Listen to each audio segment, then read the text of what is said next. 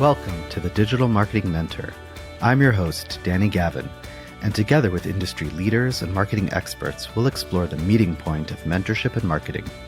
We'll discover how these connections have affected careers, marketing strategies, and lives. Now get ready to get human.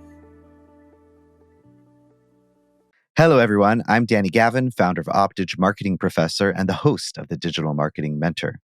I am super excited for our guest today, Natara Branch, who I have seen live at the Cougar 100 event, which is an amazing event that celebrates all the great people who came out of University of Houston and running businesses. Natara was named CEO of Houston Exponential last fall. While she started her foray into the business world in accounting, she has since progressed to tackling major strategic and management positions and amassed an amazing reputation over her career. In addition to her role with Houston Exponential, she also serves on the U of H Bauer College of Business Advisory Board and the U of H Sports Task Force. Finally, she's an investor, entrepreneur, advisor, board member, and volunteer for many different organizations, including You Want Game, which helps mentor young students, athletes. Today, we're going to talk about all Natara, as well as marketing a city's ecosystem. How are you?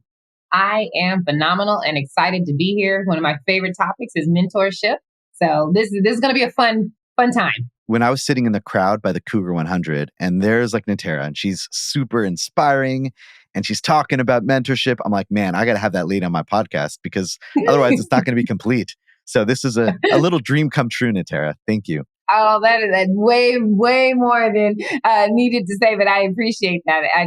Cougar 100 was super special for me. Feels like eons ago now, but to be able to go back to University of Houston, the place that gave me my start, and look at the success stories, it was a dream. That was a dream come true for me. So that was an incredible experience, and I want to congratulate all of those 100 businesses again. So let's talk about University of Houston, where you went. You know, you have such a illustrious career, and it's not over. There's a lot more to go. You know, starting from a small school relative to some people, it's like, wow, that's crazy. So love to talk about U of H. So I am not a native Houstonian, even though to hear me speak, you would think I was born, raised here, and just, have Houston tattooed on my chest or something. Houston is my home. But my start got here because my sister was going to University of Houston for a tour. And I literally just fell in love with it. She's old. She'll kill me for saying she's older than me, but she's older than me. And I was just tagging along and came to the University of Houston. And what I loved about it was that scrappy, we've got something to prove, not necessarily chip on the shoulder, but really that kind of essence where we know we're really good. We know we're really talented, but people doubt us. And I love being the underestimated.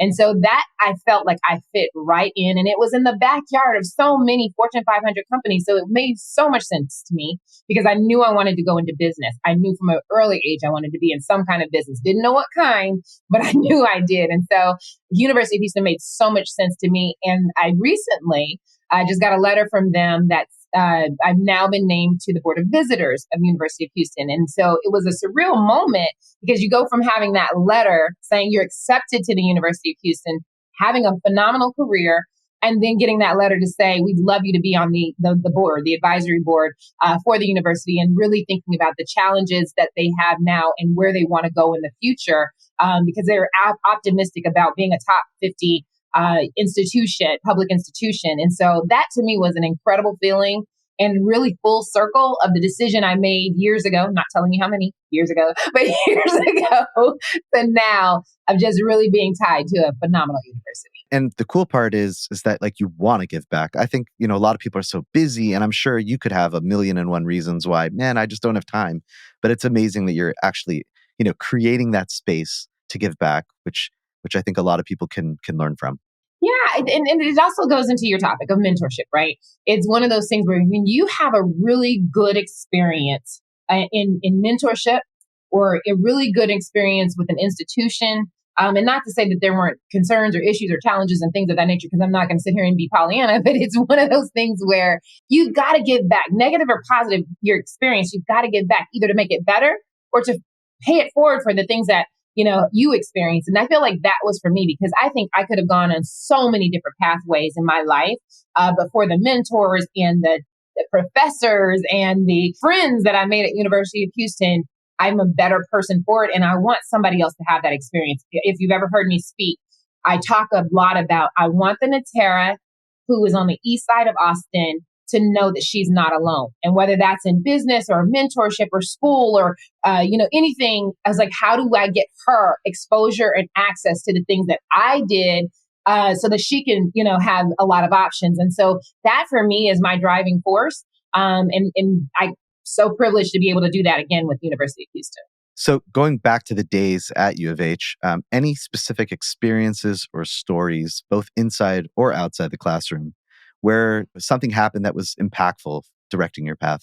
The one thing that I found at University of Houston, I told you, is that scrappy school where it's not very, I don't want to insinuate that anybody else is not necessarily sort of down to earth, but it is a very down to earth institution. It is at the time that I went, it was a commuter school. And so a lot of people were, sort of pulling themselves up by the bootstraps, even to just go to the University of Houston. And so you met almost everyone in between. It's like the person whose, family could afford to give them the top notch experience to the person who was literally working 5 jobs to just take 2 classes. And that's what was actually eye-opening for me, because a lot of the students there weren't wasting the opportunity. And so we were just meeting and dreaming and just experiencing. And to me, that actually was being around that kind of atmosphere, because I actually grew up in a military family.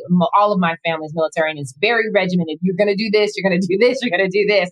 And for me, University of Houston was an opportunity to dream big and not have any guardrails of sort of that process around it. And so that, I think, was the biggest thing for me, is sitting in the middle of Melcher Hall, just dreaming with other students who had no guardrails. And I wish that other people could have that experience. And I hope that in my current role at Houston Exponential, that I can give that experience to people, because that's what we're doing now. Brainstorming, big sky thinking, blue sky thinking, no guardrail kind of conversations, which changes not only the city, the country, but the world, because then you get 3D hearts. Then you get, robots that are serving food. Then you get AI. Then you get all of these things that are making people's lives a little bit easier to manage. And so that's, I think, the most pivotal part to me. Nothing significant like a moment in time, but it was over a period of time, sitting in Melcher Hall with these blue sky thinking sessions. Yeah. And just to kind of create that picture for people, Melcher Hall, so you can search it up on Google Images, but it's got this, it's a really beautiful space. It's got this huge ticker on top. If you look at it, it looks a little bit like the Starship Enterprise for those people who like Star Trek. But yeah, a lot of dreams and a lot of cool people have been, hung out there. So check it out. Yeah. Segueing into mentorship, how would you define a mentor? First, I think it's always easy. If this is, I know you like practical steps. It's easier for me to define mentorship in the context of what it's not. And so the way that I always tell people is that there's sponsorship and mentorship in business. Sponsorship is that individual person that can speak for you when you're not in the room. So that senior executive who can say, "Oh, Natara is a great worker. This is what she's done. These are the things that she's accomplished." But I'm not necessarily going to that person to say, "Hey, does this outfit look right?" Or "Am I speaking correctly?" Or, that sort of thing. That's sponsorship. Mentorship is a subset of that, where someone can give you guidance and tell you what to do and not to do. But they can also say, "You know what?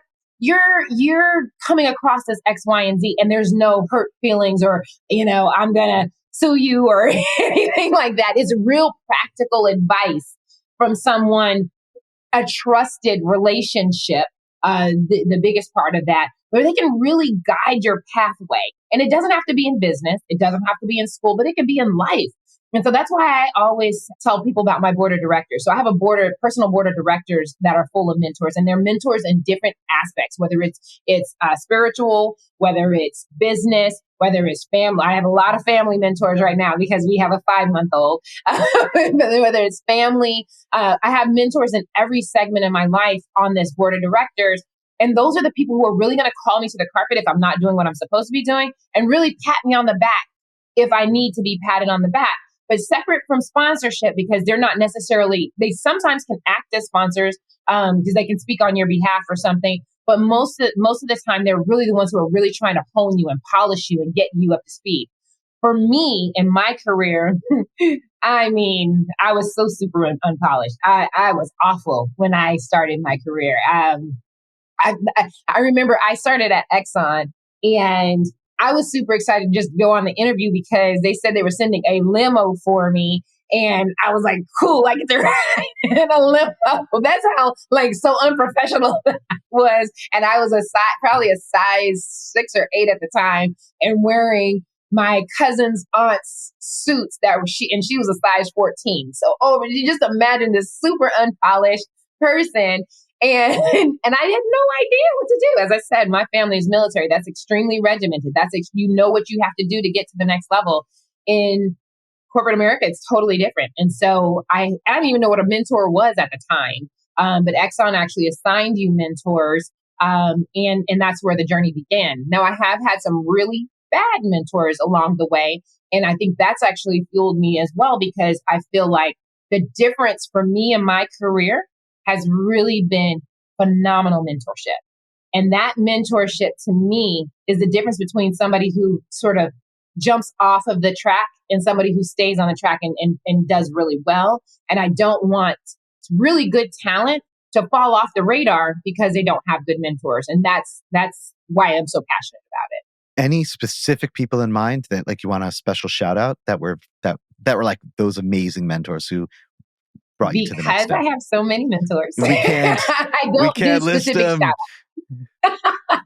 I do not do specific shout out. But I will say this. They, one, know who they are, because I am so for making sure you tell people thank you. Because mentorship not only is a thankless thing, but it is one of those things where these people are honing you and polishing you and really giving you help to get opportunities that you probably wouldn't get to on your own. And so you owe them nothing from their perspective, but you owe them a lot from yours. And so every single mentor that I've had knows I think the world of them. Now, the important thing now is that my board of directors is really turning into an advisory board as I get a little older. My mentors are getting younger. So before it was people who had more senior positions than me, who had life experiences that I've never had. And now it's starting to become the people that I've actually mentored. I feel like I get so much from the individuals that I've mentored, whether it's keeping up on the things that are, in business, keeping up on the experience of junior folks that are coming into the working world, keeping up on the newest and latest, greatest technology and things of that nature. I am getting so much more mentorship from the people that I've mentored. I'm calling them like, hey, what do you think about this? What do you think about that? And it's keeping me relevant. And so it's an awesome but interesting transition for me, because it's usually that I'm scared to go talk to this senior person who's my mentor, to now like, hey, I remember when I went to your graduation for college, you're like, hey, can you tell me how this and this works? So it's kind of different. But, like I said, they know who they are. I have and my younger board of directors or board of advisory, I call them my alumni. I always tell people, don't look at my resume, don't look at my bio, look at the people who I've mentored, and that will tell you sort of my successes and what I feel is the most successful part of my career. And that concept of having a board of directors from a mentorship perspective, so that's new to me. Is that something that you came up with, or maybe something you learned from someone else? I would love to say so, but no, because I would probably trademark it or patent it or something. I don't know. I think we need to now. But I know you can't. Again, no, you can't trademark an idea. But it actually comes from a book. I cannot think of the name of the author, but I got it out of a book. I'm an avid reader, so much so I was laughing with you before. I was like, I read so many books, I don't even know who the authors are anymore. I just love to read, and I love, just for everybody, I love the books. I love to turn the page. I don't like the scrolling and the audible. That's not real reading. I like the books, and so it came from a book, and I've just applied it ever since in my life. I talk about it all the time. I feel like it is something that is so necessary, because as an accountant, as an example, to be mentored by an accountant in the same field that you're in doesn't get you as far as if you're mentored by a finance person in a whole different industry or business line. So you need somebody who's in your company. You need somebody who's out of your company. You need somebody who's in your industry. You need somebody who's out of your industry. You need somebody who looks like you. One of my greatest mentors looks nothing like me, has a totally different background than me. He and I speak like completely different languages, but we learn so much from each other. And he's been one of the best mentors in my life. I get asked to be a mentor by a number of young African-American females, which I do actually mentor, but I actually make them go and meet other people outside of that spectrum because it's so important to have different perspectives. You're not going to only encounter yourself. So even though somebody might want to be like me, whatever that means, you're not going to only encounter a Natara. You're going to encounter so many different people. And so you need to be mentored by so many different people in so many different aspects. And the person who is telling me how to be a great accountant is not the same person who helped me to, switch over my career to start doing strategy work, or who's going to help me to be, the best CEO that I can be, or a board member. Or they're not the same person who's going to help me to be spiritually correct and sort of nurture my spiritual being. And so that's why I love it so much, because I get so much out of it. And I totally encourage people to join that concept. So I know you mentor a lot of people, and that your husband and you have a special nonprofit that's focused on mentoring student athletes. Why student athletes? How did that come about? So my husband actually started it with his mentor. They too had not a lot in common if you look at straight background, but what they did have in common was sports. And what happens in youth athletics and for student athletes is some people forget that they're student athletes and they only focus on the athlete side. So when I met my husband and they had already had this organization, my experience with it was that they were former student athletes that were mentoring current student athletes, because if you're a student athlete, you understand the journey of people want you to perform. They want you to win. And you do too. You want to win. And so a lot of your day is not only being a student, but it's also being an athlete, which then you miss out on a lot of the student activities. So as an example, we were working with the school in New York, and we had some seniors that were student athletes, and they had not taken the SAT. They had not gone to college prep courses. They had not done career fairs. And so it's one of those things where you think about, oh, but you're the city's champion. Where is that going to get you? You're not going to be at a D1 school. You're not going to go to the pros, but people are pushing you along because you're winning the city championship. That's great for right now in the present, but your future is equally important, if not more. And so what we provide to those students are life skills. That's the biggest thing. Mentorship from people who've been there.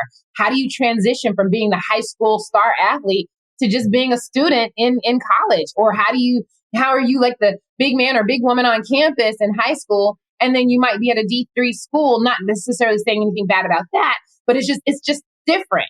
And so there's mental things that you have to prepare yourself for. There's family things that you have to prepare yourself for. Now, even if you're, the top of your game going into college, there's NIL that you have to prepare yourself for. People are pushing these young people through, and oftentimes pushing them through the system because of their athletic prowess, but forgetting that the student part. And so we try to bring and reconcile that student part of the student athlete and making sure that they understand they're a student first. And what does that mean? Because I always tell, specifically having worked for the NFL for 18 and a half years, I had a longer tenure at the NFL than most athletes do. And so it's one of those things where that is going to be a point in time in your career. That's not going to be your entire career. So what happens after that? And you can't start to prepare once you get hurt or once you feel like the retirement is coming. And then you have young men in the NFL specifically that are retiring at 27 years old. Then what do you do? How do you know how to invest? How do you know how to buy a business? How do you know how to go get a job? I had one young man who came to me and I had to redo his whole resume because he'd never done one, never done a resume, never had an interview. And that was one of the great things about working at the NFL is like working with athletes to understand you have a lot to bring to the table. You just need to package it right, but no one's helped you with that. Our nonprofit goes a little bit back into life where it's at the high school level, where it's not necessarily paid for by, sort of the NFL and all of their resources, but not forgetting that these young men and young women are starting at high school level, and we need to go back and make sure that they're mentored appropriately so they can become where they are so great of athletes, they're so great of humans and community contributors as well. And I know this is not directly related, but I think that's why it's so amazing that there's like athletes like Steph Curry, who literally is at the top of his game, but decided, during COVID 2020, I'm going to go back to school. I'm going to make sure that I get my degree, but sort of setting that standard of how important education is. It's amazing that we have these people, even when they're at the top of the game, but it's like, hey guys, remember, it may not always go that way, but as much as you put your effort into sport, you also need to put effort into each of the other parts of your life as well. 100%. Back in the day when I first started at the NFL, you had people going broke, and you had people not necessarily knowing what to do after their career. But now you have great role models, and I love it. I love it. I don't mean any slight by it to say that I'm not a fan of LeBron James and his actual game, but I am more so a fan of what he does in the business world, and that he is showing you can be a great, phenomenal, top of the line athlete, but you can also have business interests that actually outdo your athleticism, or a Magic Johnson, or like you said, a Steph Curry, a KD, all of these individuals who have outside interests.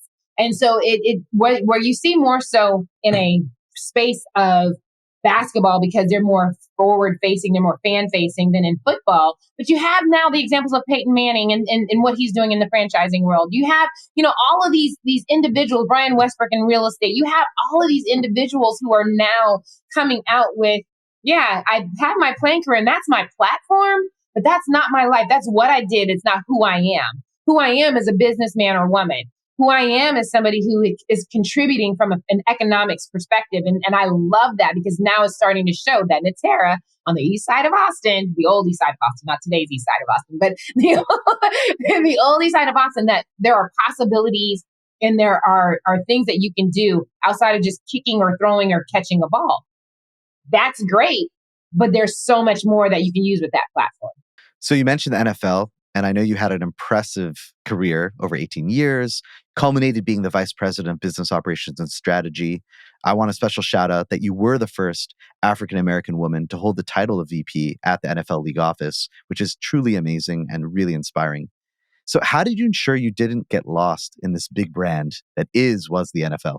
You can get lost. You can get lost in a couple of ways, not necessarily the way people think, okay, you sort of get pushed aside. But what I've found is the biggest challenge of the NFL is thinking that you are the NFL. Now, I always tell people it is the National Football League. It is not the Natara Football League. And keeping that perspective, one, because of mentors, I think is why I had such longevity there, because I never conflated the two. I never conflated that I am the NFL and, people should hear me roar. It was really around, how do I best contribute to this institution, whatever its name is, that I am working with? How do I be a part of big league priorities? How do I make sure that I am contributing to challenges? How do I make sure I'm still challenged? So the interesting thing is I had a career there that was so different than most people, because I moved around to different groups. Most people they're like, oh, I'm marketing and I'm going to be marketing, or I'm production and I'm going to be production. And people used to ask me all the time, how did I get to so many different areas in the NFL? And it was, it's not some great story. It really is. I knew I wanted to come back to Houston. and so I could take a lot more leaps of faith than most people, because when big strategic priorities came up and they said, this is something that we're working on, I could raise my hand and say, I'd love to work on that, because if it failed and they fired me, I got to come home. Win-win situation. So I'm kidding. But it's one of those things where in my career, I literally just took chances. I took chances that, probably today Natara probably wouldn't take. But it was, I was so eager to just want to learn as much as possible. I went as an accountant, as an auditor, and ended up doing some phenomenal. I was at a fashion show with Deion Sanders at one time. And I was like, okay, I'm a CPA, a CIA, and a CFE. That doesn't mean a lot to most people, but there's a pretty, a lot of good certifications there. Pretty good accountant. I always tell people, you cut me, I bleed numbers. I'm an accountant, but I'm sitting here planning a fashion show and picking out a scarf for Deion Sanders. And it was because I took a chance and I moved into strategy, and then that became a role in the retail group. And I oversaw retail in all of the marketing parts of it eventually, and all of the branding parts of our consumer products business, which was such a stretch. But I was so blessed that the NFL gave me the opportunity because I was hungry. They felt like I was smart. They knew I went to University of Houston, and they knew I could do it. And so that scrappy, that I can do it mentality, I can do anything mentality that I think, like I told you before, comes from University of Houston, I believe is what helped me in my career. And I just tried things, and not to say that I didn't fail. I've had failures, but it literally was that this is such a great institution from a standpoint of the fans love it. It's bigger than you. We always had to remind ourselves of that. And so it's one of those things where just trying to just do a great job and be a part of something that was bigger than myself. And I think that lesson of like, you're, joking about, oh, yeah, worst comes to worst, I lose my job, I get to go back to Houston. But having that mentality where it's like, what's the worst that could happen? And just trying. I Yeah. mean, it makes so much sense why you've been able to grow to where you're at, because like you took those risks, and people need to do that because, worst comes to worst. Yeah, maybe, I mean, obviously you don't want to lose your job, but worst comes to worst, someone will say no, or, they, Yeah. come back again, but you can't be afraid of yourself. You can't be, and it's that risk reward. It's elementary. The more risk you take, the more reward. Now, you're right.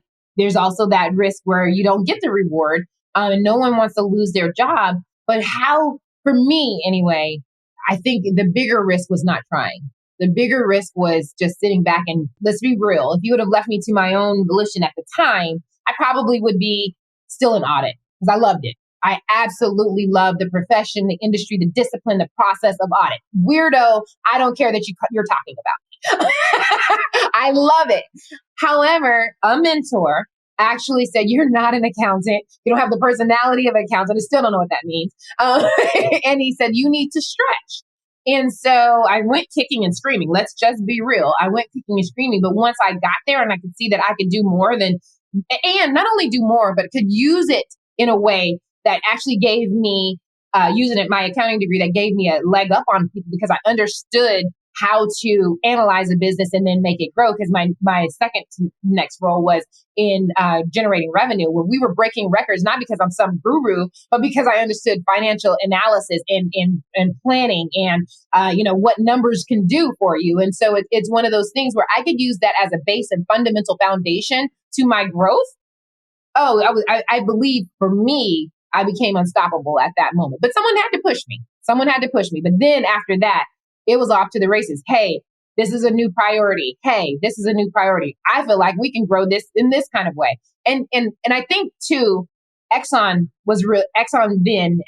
now was really good at that for allowing young people to have voices. And that's important for institutions and managers and CEOs to understand that just because someone's coming out of college or just because someone's had one or two experiences doesn't mean that they have nothing to contribute. When you work with me as an intern, when you work with me as a first year coordinator or what have you, any one of my folks at alumni or anybody who's worked with me will tell you, you might get a $4 million business to manage. You might get a whole entire project to manage. I don't believe in going to get coffee. I don't even drink coffee. I don't believe in going to get, make copies. If you have a degree and a willingness to work and that tenacity and drive, you're going to get put to work and really try to stretch your wings. And right or wrong, I just believe that people will either come up to the bar or they'll, check out. And that's what I found in my career. So segueing into marketing a city, Houston Exponential works with a handful of Houston-based organizations. How do you authentically nurture those relationships on behalf of Houston Exponential? Sure. So just a recap of Houston Exponential was created by the city to bring in those institutions that could really foster development and growth in the startup and the entrepreneurship world. So that's where they've been from 2017 to 22 when they brought me on in 2022. It changed from nonprofit to private so that we can really go forward and really address the greater Houston area as opposed to just Houston and or Harris County.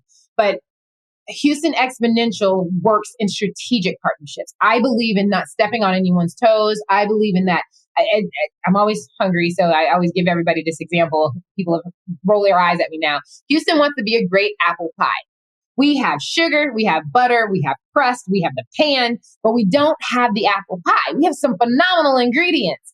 And so it's one of those things where Houston Exponential is bringing out the best of that butter, bringing out the best of that sugar, and they're letting them know you're not quite the apple pie apples, but if you combine yourself with this sugar and this butter and this pie crust, you're going to be a part of something amazing. And what's happening in Greater Houston right now is nothing short of amazing. We have some significant legacy institutions that are in Houston, and we're leaning into that innovation. We're leaning into that knowledge base and bringing along some emerging industries that are just, like I said, not changing this city, state, or country. They are changing literally the world. I was having a conversation 2 weeks ago, thinking I'm having a global conversation. I'm a global business and we're having a global. We were talking about taking things to space. Think about having a conversation in Houston, Texas about delivering packages to space. We are now a it's universal. We are having universal conversations in this city. And that is exciting. It gets me excited. It really ignites the fuel to be able to work with these institutions from a strategic partnership perspective to say, how do we move this city forward? And marketing is a huge element of that, because I tell everyone, you can do a lot of work, but if no one knows that you're doing it, no one knows that you're doing it. And so I think Houston suffers from needing a marketing mentor and really being able to, because it's a humble city, really being able to tell its story without feeling it's being braggadocious. So going a little bit deeper into one of the points that you mentioned, and for people who don't know, Houston is known for its oil and gas and healthcare, and obviously Houston Exponential and our job in general in Houston is to let people know, hey, we're more than just that. But how do you strategize to leverage that notability and visibility of like the big industries in Houston for the lesser known industries? I think the interesting thing is, I think that the legacy, what we call the legacy industries, are starting to realize that the world is changing. Technology is changing.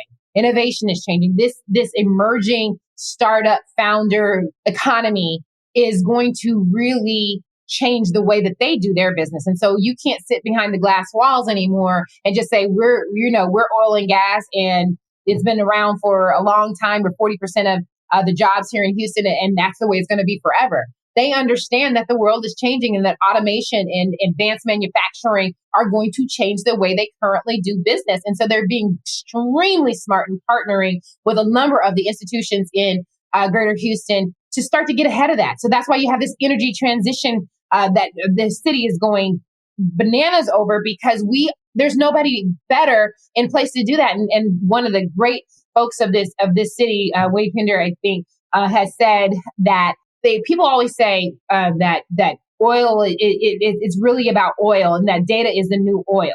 But like, who does oil better? That's his quote. And I'm like, if we do oil that way, imagine what we're going to do with data. And so it's one of those kinds of things that it's a really big opportunity for Houston to use and lean into its legacy, innovation, knowledge base to really move into those commercializations of healthcare in the bioeconomy, really move into synthetic bio, really move into space commercialization, diversity and DEI type of technology, sports tech, huge emerging area, fintech, all of those kinds of things, advanced manufacturing, which we lead in, all of those things, but leaning into all of what happened with the legacy industries. So you mentioned marketing.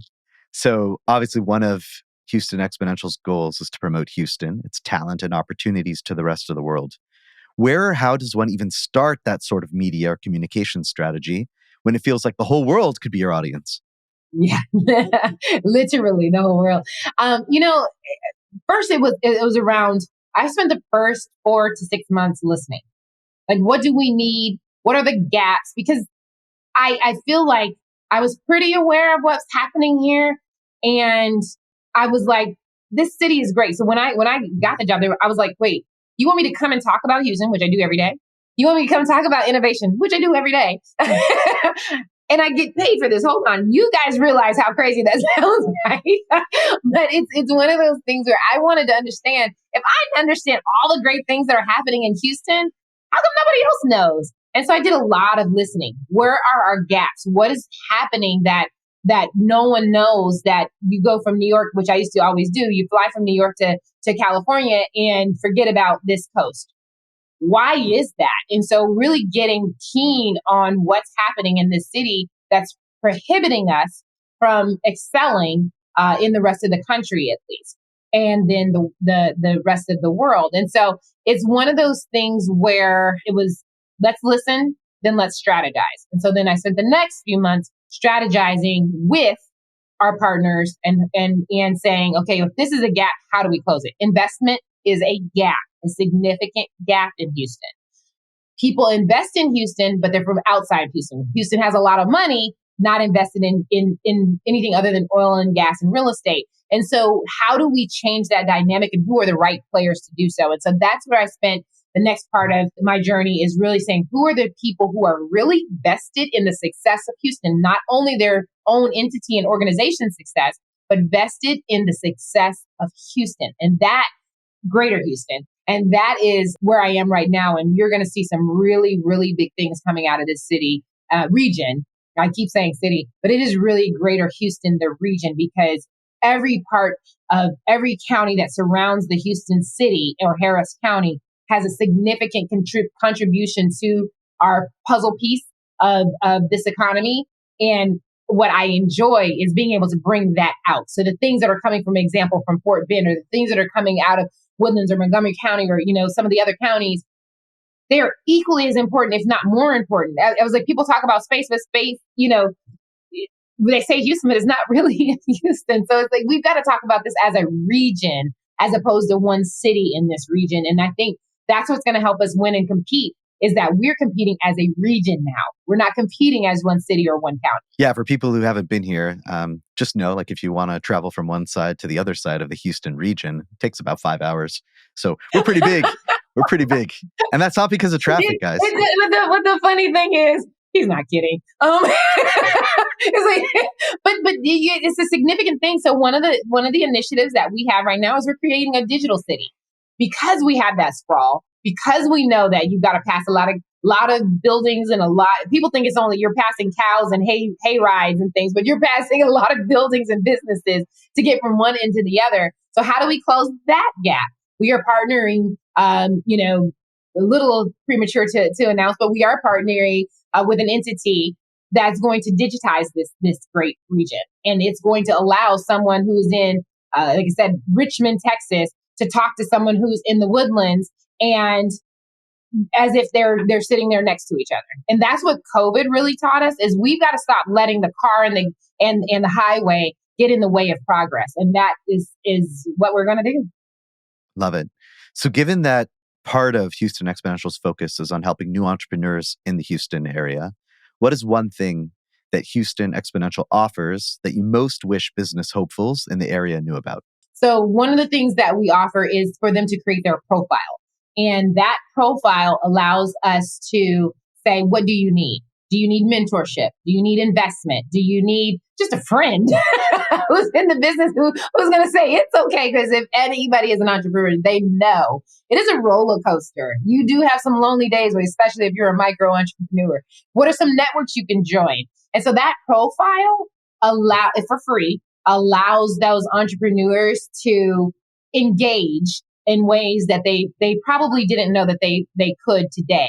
Additionally, free, there's free, and then there's additional add-ons to it. But Houston Tech Rodeo, which is in the end of February, I have to do the shameless plug, is a significant opportunity for networking and investment, and just hearing what are all the things that are happening in the city. So if you wanted to know what was happening in the bioeconomy, that was the one place where you could actually find out. If you wanted to talk to somebody who is working on SpaceX, or somebody who's working out at the spaceport, or somebody who's working out at NASA, that was the one place that you could do it. And it was a conference of like minds from anywhere from the energy transition to sports tech to diversity tech. We had everything represented, and we're going to do it again. So, excited about that. Love it. All right, it's time for our lightning round. So I'm going to give you a couple categories, and I want to hear what's your best. So what's your favorite TV show? favorite TV show has just gone off. It's Blacklist. I I always wanted to be like FBI. As sad as this sounds, one time I went to a career fair and the guy goes, "You accountants trade in your calculator for a gun." And I was like, "What kind of marketing is this?" But okay. So I've always wanted to work for the FBI, but went to go work for the other three letters, the NFL instead. So Blacklist was amazing. Yeah, I remember talking with the CIA at a career fair, and it was pretty interesting, but I didn't want to go down that path. I know. Travel. I know you've got big travel coming up. Yes, I'm going to Abu Dhabi for the very first time. I'm super excited about that. Overwhelming, but I'm excited. I went to South Africa this year already, Cape Town, which was a bucket list item for me. Got some travel, and I go to Guernsey, which is a Channel Island, every quarter. Which is kind of cool, except for it takes longer to get there than the meeting that we actually have when we go. But yeah, it's interesting that I am doing less frequent travel, but longer travel than I've done in my life before. But I'm excited about Abu Dhabi. That's wonderful that you went to South Africa. I don't know if you knew, but I was born there. My family lived there for many years. Yeah. Oh, and I'll man, that was an incredible trip. I'll have to send you a link to a previous episode that I did with my uncle, who actually was part of the marketing team that helped Nelson Mandela change from his perspective of terrorist to amazing leader. So I'll have to share that with you. Yeah, pretty amazing. Please do. Yeah, Please definitely. do. It was amazing. Where can listeners learn more about you and your organization?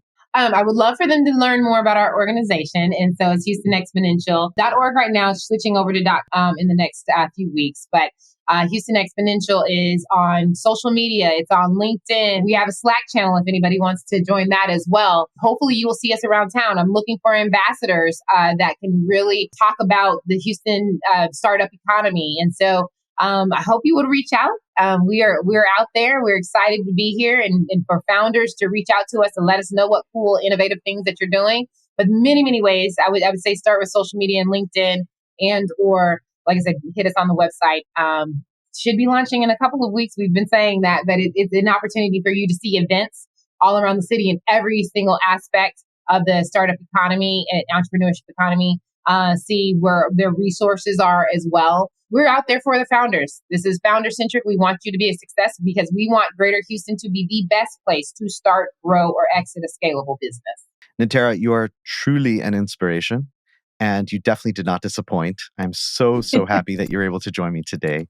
Thank you for being a guest on the Digital Marketing Mentor, and thank you listeners for tuning into the Digital Marketing Mentor. We'll chat with you next time. Thank you for listening to the Digital Marketing Mentor podcast. Be sure to check us out online at thedmmentor.com and at the DM Mentor on Instagram. And don't forget to subscribe on Apple Podcasts, Spotify, or wherever you listen to your podcasts for more marketing mentor magic. See you next time.